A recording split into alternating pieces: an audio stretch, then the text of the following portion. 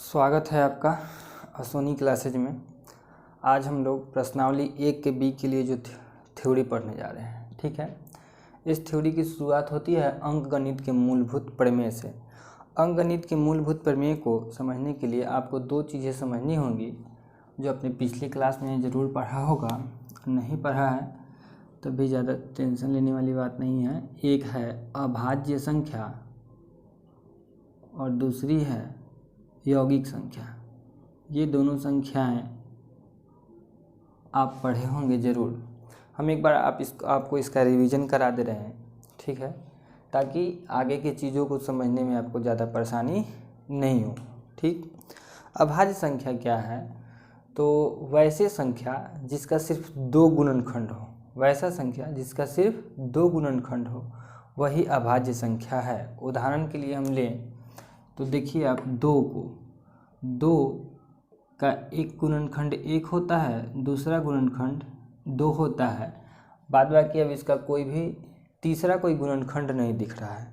गुणनखंड कहने का सिंपल सा मतलब है, एकदम आसान शब्दों में समझा जाए तो जिससे कटता है। तो 2 किससे किससे कटता है? 1 से कटता है और 2 से कटता है।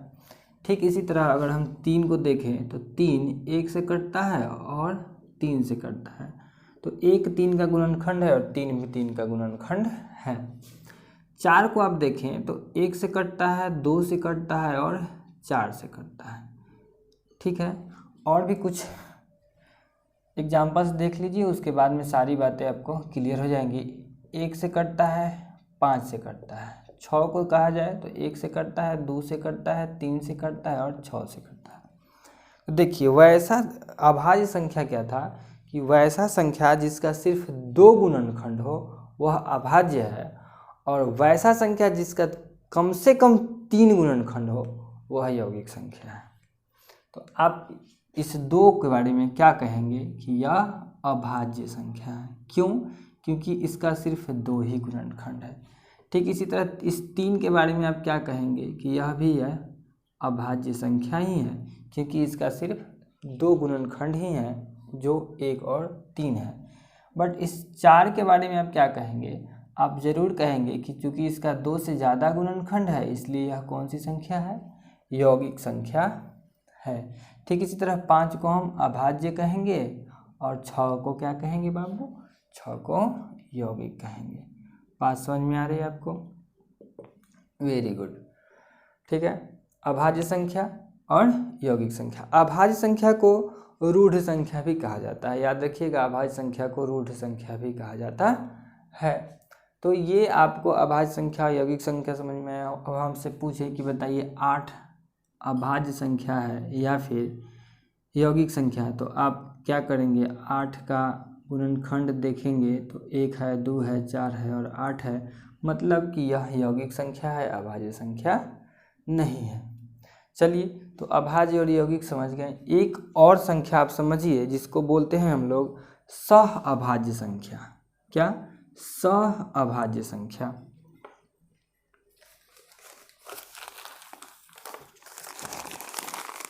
सह अभाज्य संख्या, इसका इंग्लिश है को प्राइम नंबर। को प्राइम नंबर। तो यह वैसा संख्या है कि अगर 2 संख्याओं का महत्तम समापवर्तक 1 आ जाए तो वो दोनों संख्याएं आपस में एक दूसरे की सह अभाज्य कहलाती हैं। जैसे आप देखें कि 3 और 5 का जो मसा होता है, 3 और 5 का जब हम मसा निकालते हैं यानी कि महत्तम निकालते हैं तो 3 इकाई 3, 2, 3, 2 इकाई 2, 1, 2 निके 2, महत्तम कितना आया? 1 आया। तो महत्तम निकालने का पिछले वाले वीडियोज में सब में आपको बताया गया है। तो इसका महत्तम 1 है, इसलिए 3 और 5 क्या है? सह अभाज्य संख्या है। अब आप 3 और 5 को अभाज्य संख्या देख के यह नहीं कह सकते, यह दिमाग में नहीं बैठा लेना है कि सिर्फ अभाज्य संख्या ही सह अभाज्य होती है, ऐसा नहीं है। 8 और 9 को भी आप ले लीजिए। 8 और 9 को जब आप लेते हैं और इसका जब आप महत्तम निकालते हैं तब भी एक ही आता है। तो देख लीजिए, यौगिक हो या फिर अभाज्य हो, इससे मतलब नहीं है। अगर दो संख्याओं का महत्तम एक आ जाता है तो वे संख्याएं एक दूसरे की सह अभाज्य कहलाती हैं। ये इतना बात समझ में आया। तो इस चीज़ को समझने के लिए ये तीन टर्म आपको याद रखना है, अभाज्य संख्या, यौगिक संख्या और सह अभाज्य संख्या। अच्छा, अब बात कर लेते हैं गुणनखंड कैसे निकाला जाता है। गुणनखंड जैसे 8 का गुणनखंड निकालने के लिए 8 का अभाज्य गुणनखंड अगर हम आपको लिखने के लिए बोलेंगे तो आप क्या कीजिएगा, 2 से इसको भाग कीजिएगा, फिर 2 से इसको भाग कीजिएगा, 8 बराबर क्या लिखिएगा, 2 गुने 2 गुने 2। ठीक इसी तरह अगर हम कहें कि 12 का आप अभाज्य गुणनखंड लिखिए, किसका अभाज्य गुणनखंड लिखिए, 12 का आप अभाज्य गुणनखंड लिखिए, तो आप क्या कीजिएगा कि 2 से काटिएगा, फिर 2 से काटिएगा, फिर 3 एकम 3 काटिएगा, यही नहीं कीजिएगा। और 12 को क्या लिखिएगा, 2 गुने 3 लिखिएगा। ठीक है, और दूसरा कुछ तो आप नहीं लिख सकते हैं। तो अब बात करते हैं कि अंक गणित का मूलभूत प्रमेय क्या कहता है। आपको PDF पिछली वीडियो में भी डाला गया है, आप आशा करते हैं कि आपने उसको ज़रूर अपने फेयर की कॉपी में लिख लिया होगा। अगर आपको PDF डाउनलोड करने में कोई परेशानी है तो आप ज़रूर कमेंट बॉक्स में लिख के बताएं कि क्या परेशानी है। अभी तत्काल में आपने अगर फेयर किया है तो उस कॉपी में देखिएगा, अंकगणित का मूलभूत प्रमेय कहता है कि प्रत्येक यौगिक संख्या को, देखिए प्रत्येक जितना भी यौगिक संख्या है, यह 12 भी क्या था, यौगिक संख्या था, 8 भी क्या है, यौगिक संख्या है। तो यही कहता है कि जितना भी यौगिक संख्या है सबको अभाज्य संख्या के गुणनफल के रूप में लिखा जा सकता है। जैसे कि आप देखें ध्यान से तो इस 12 को 2 गुने 2 गुने 3 लिखा गया है, 2 अभाज्य संख्या, 2 अभाज्य संख्या, 3 अभाज्य संख्या। कुछ समझ में आया बात। जितना भी यौगिक संख्या होता है ना, उन सभी यौगिक संख्याओं को हम अभाज्य संख्याओं के गुणनफल के रूप में लिख सकते हैं। ठीक है, इसका क्रम को छोड़कर, इसके क्रम को छोड़ के कहने का मतलब क्या है कि आप 2 गुने 2 गुने 3 लिखिए, या फिर 2 गुने 3 गुने 2 लिखिए, या फिर 3 गुने 2 गुने 2 लिखिए, कुछ भी लिखिए, लेकिन यह 2 3 3 2 2 यानी कि 2 बार 2 और 1 बार 3 यही चीज़ लिखाएगा। इसमें 5 या 7 1 मतलब कि 4 ये सब चीज़ें इसमें इंटरफेयर नहीं करने जा रही, इसमें नहीं आएंगी। बस याद ये रखना है कि अभाज्य संख्याएं वही रहेंगी, इसके क्रम को हम क्या कर सकते हैं, ज़्यादा से ज़्यादा चेंज कर सकते हैं।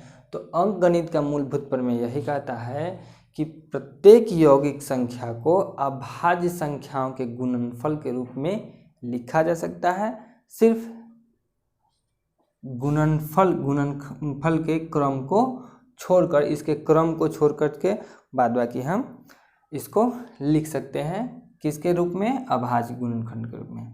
अच्छा, एक को आप क्या मानिएगा, अभाज्य संख्या मानिएगा कि यौगिक संख्या मानिएगा। तो याद रहे कि एक को न तो हम अभाज्य लेते हैं और ना ही यौगिक संख्या लेते हैं। तो ये हमारा हुआ अंकगणित का मूलभूत प्रमेय। लिखने के भी लिए आता है कभी कभी, इस चीज़ को आप ध्यान में रखिएगा कि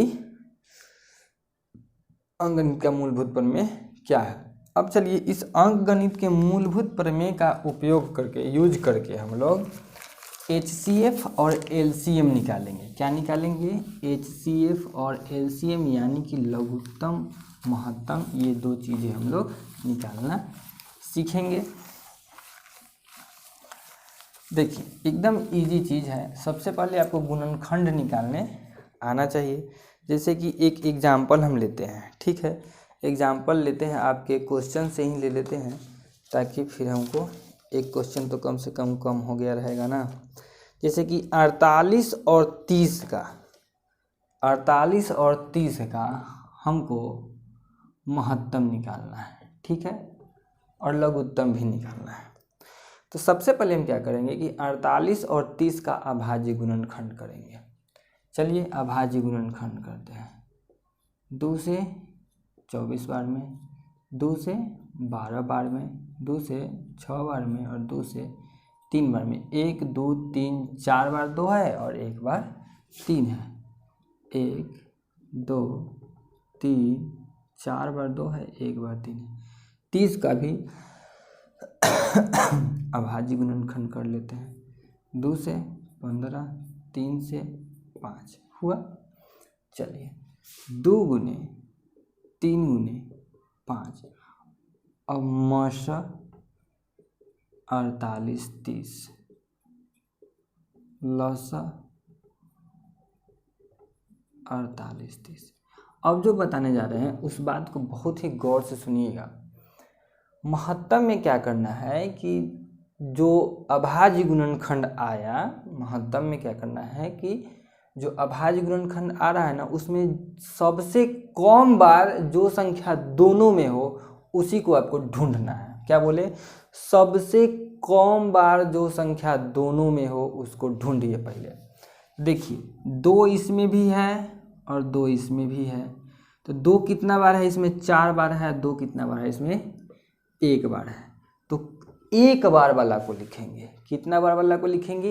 1 बार वाला को लिखेंगे, यानी कि 2 लिख दिए। अब देखिए 3 इसमें भी है, 3 इसमें भी है, दोनों बराबर बार ही हैं, इसलिए इसमें कोई कटौती नहीं होगा, 3 1 बार लिखा ही जाएगा।